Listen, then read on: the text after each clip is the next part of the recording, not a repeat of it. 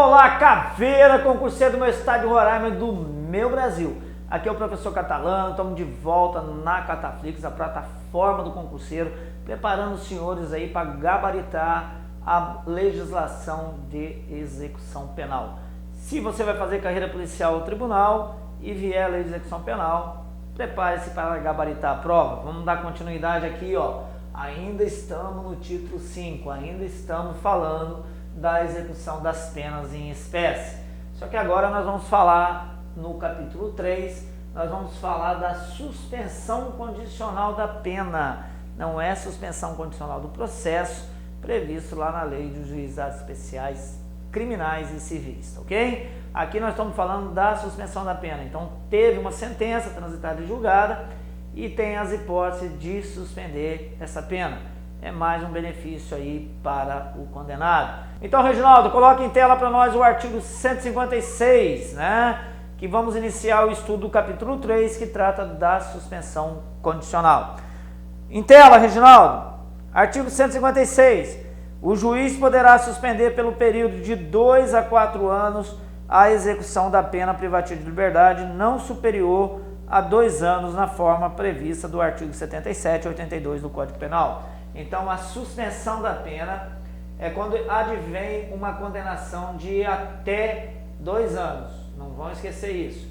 E qual é o prazo que o juiz pode suspender? De 2 a 4 anos, tá? O que é essa suspensão? Ele vai colocar prova, vai colocar medidas cautelares. Em vez da pessoa pegar a pena privativa de liberdade, pode ser convertida numa restritiva de direito, numa medida cautelar. É isso que está falando. Então, para não superior a 2 anos. Então, até 2 anos, ok? 157. O juiz ou tribunal, na sentença que aplicar a pena privativa de liberdade, na situação determinada no artigo anterior, deverá pronunciar-se motivamente sobre a suspensão condicional, quer a conceda, quer a denegue. Então, tem que ser motivado, concedendo ou negando, o juiz ou tribunal tem que motivar. Em tela, Reginaldo, artigo 158. Concedida a suspensão, o juiz especificará as condições a que fica sujeito o condenado, pelo prazo fixado, começando este a correr da audiência prevista no artigo 160 dessa lei. A gente já tinha acabado de ver, né? Vamos lá ver agora aqui, tá? Parágrafo 1º.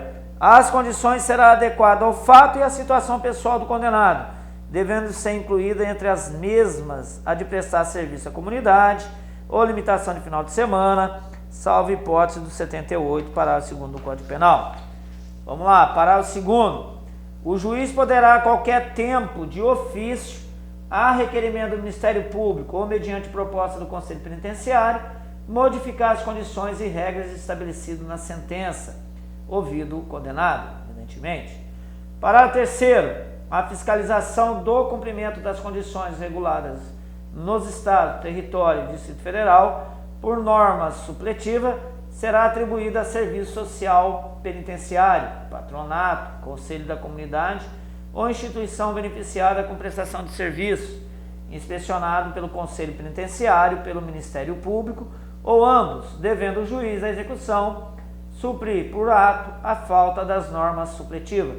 Essas normas supletivas são as normas estaduais. Se não tiver, o juiz ele pode supri-las, tá ok? Parágrafo 4º.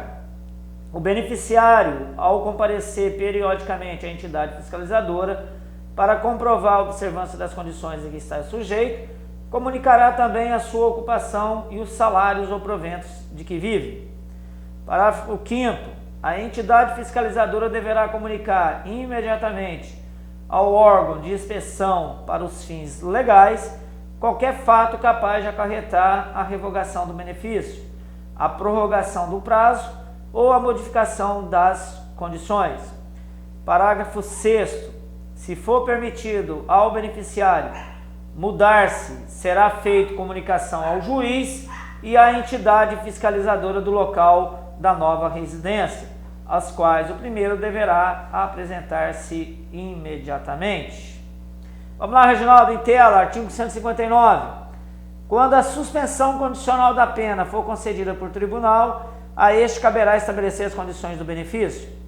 Parágrafo 1º. De igual modo, proceder-se-á-se o tribunal modificar as condições estabelecidas na sentença recorrida. Parágrafo 2º. O tribunal, ao conceder a suspensão condicional da pena, poderá, todavia, conferir ao juízo da execução a incumbência de estabelecer as condições do benefício e, em qualquer caso, a de realizar audiência admonitória, é chamar o preso, né, para dar conhecimento, fazer essa audiência. Artigo 160. Transitada em julgado a sentença condenatória, o juiz a lerá ao condenado em audiência, advertindo das consequências de nova infração penal e do cumprimento das condições impostas, né? Período de prova, a prova, as condições estabelecidas para ele. Artigo 161. Se intimado pessoalmente ou por edital com prazo de 20 dias, detalhe pessoal, prazo de 20 dias do edital, o réu não comparecer injustificadamente à audiência admonitória, a suspensão ficará sem efeito e será executado imediatamente a pena. Então, convoca ele para audiência admonitória para falar para ele quais são as obrigações, como é que ele vai cumprir essas medidas impostas para ele para fazer jus à suspensão da pena. Se ele não comparecer, sendo editado num prazo de 20 dias por edital, aí a suspensão da execução da pena será tornada sem efeito e aí ele já vai entrar na fase da execução da pena, aí não tem mais, tá ok? Vamos lá, 162. A revogação da suspensão condicional da pena e a prorrogação do período de prova dar-se-á na forma do artigo 81. Lembrando, período de prova de 2 a 4 anos. Às vezes ele dá 2, mas se o juiz verificar que tem que ficar mais, ele pode prorrogar esse período de prova até 4 anos, ok? Artigo 163. A sentença condenatória será registrada com a nota de suspensão em livro especial do juízo, a que couber a execução da pena. Parágrafo 1º. Revogada a suspensão ou extinta a pena, será o fato averbado à margem do registro. Parágrafo 2º. O registro e a averbação serão sigilosos, salvo para efeito de informações requisitadas por órgão judiciário ou pelo Ministério Público para instruir processo penal. Então nós ficamos aqui com o capítulo 3, vamos dar continuidade, Reginaldo, vamos pegar aí, ó, em ato contínuo aí, vamos já entrar no capítulo 4. E o que fala o capítulo 4? Ele vai tratar da última espécie de pena aí, que é da pena de multa. Então nós vimos a execução das penas privativas de liberdade, vimos a execução das penas restritivas de direito, acabamos de ver da suspensão condicional da pena, lembrando que a pena não pode ser superior a 2 anos para fazer jus a esse direito, e agora nós vamos ver a última pena que falta, prevista no Código Penal, da multa, e como é que é executado a multa, né? Está lá do artigo 164 ao 170, então coloque em tela para nós, Reginaldo, capítulo 4, né? Artigo 164, da pena de multa. Vamos lá. Acompanha aí, Caveira, sangue no olho. Extraída a certidão da sentença condenatória com trânsito em julgado, que valerá como título executivo judicial, o Ministério Público requererá em autos apartados a citação do condenado para, no prazo de 10 dias, pagar o valor da multa ou nomear bens à penhora. Então, ele tem um prazo de 10 dias para pagar o valor da multa ou nomear bens à penhora. Parágrafo 1º. Decorrido o prazo sem o pagamento da multa ou depósito da respectiva importância, proceder-se à penhora de tantos bens quanto bastem para garantir a execução. Parágrafo 2º. A nomeação de bens à penhora e a posterior execução seguirão o que dispuser a lei do processual civil. Então já aplica-se de forma subsidiária ao Código Processual Civil para a penhora desses bens. Artigo 165. Se a penhora recair em bem imóvel, os autos apartados serão remetidos ao juízo civil para prosseguimento. Artigo 166. Recaindo a penhora em outros bens, dar-se-á prosseguimento nos termos do parágrafo 2º do artigo 164 dessa lei. Artigo 167. Acompanha aí, Caveira. A execução da pena de multa será suspensa quando sobrevier ao condenado doença mental. Então, se o cara, está previsto lá no artigo 152, ele fica com doença mental posterior, e aí a pena de multa ficará suspensa. Artigo 168. O juiz poderá determinar que a cobrança da multa se efetue mediante desconto no vencimento ao salário do condenado, nas hipóteses do artigo 50, parágrafo 1º do Código Penal, observando o seguinte: o limite máximo do desconto mensal será o da 4ª parte da remuneração e o mínimo 1/10. Então, 25% no máximo e o mínimo 10%, tá ok?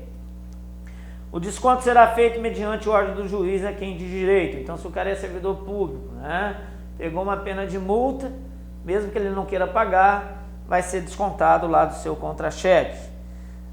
Inciso 3. O responsável pelo desconto será intimado a recolher mensalmente até o dia fixado pelo juiz a importância determinada. Artigo 169. Até o término do prazo a que se refere o artigo 164 dessa lei, poderá o condenado requerer ao juiz o pagamento da multa em prestações mensais iguais e sucessivas. Então não precisa pagar tudo, ele pode parcelar. Parágrafo 1º. O juiz, antes de decidir, poderá determinar diligências para verificar a real situação econômica do condenado e, ouvido o Ministério Público, fixará o número de prestações. Parágrafo 2º. Se o condenado for impontual ou se melhorar de situação econômica, ganhou na loteria, o que o juiz faz? O juiz de ofício ou requerimento do Ministério Público revogará o benefício executando-se a multa na forma prevista neste capítulo ou prosseguindo na execução já iniciada. Então, se o cara ganhou na loteria, verificou que ele tem dinheiro, para os parcelamentos e executa toda a multa, tá? Artigo 170, para a gente concluir aí, Reginaldo, em tela.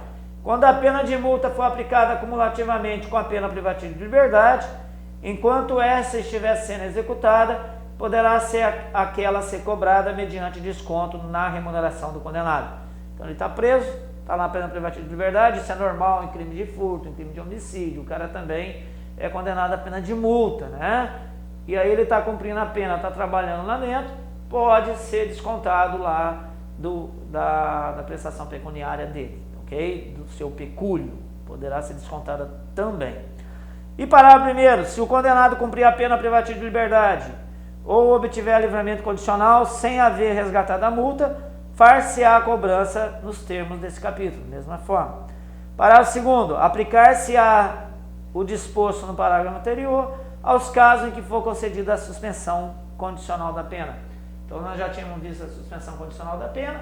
Se ele foi suspensa a pena privativa de liberdade, mas tem a pena de multa, aí aplica-se as hipóteses do capítulo 4 da pena de multa e a forma que ela vai ser executada. Tá ok, Caveira? Tamo junto, mantém, próxima aula, vamos praticar, vamos resolver uma bateria de exercícios. Sangue no olho, caneta na caveira, vamos rumo à sua aprovação, vamos buscar sua vaga no concurso público.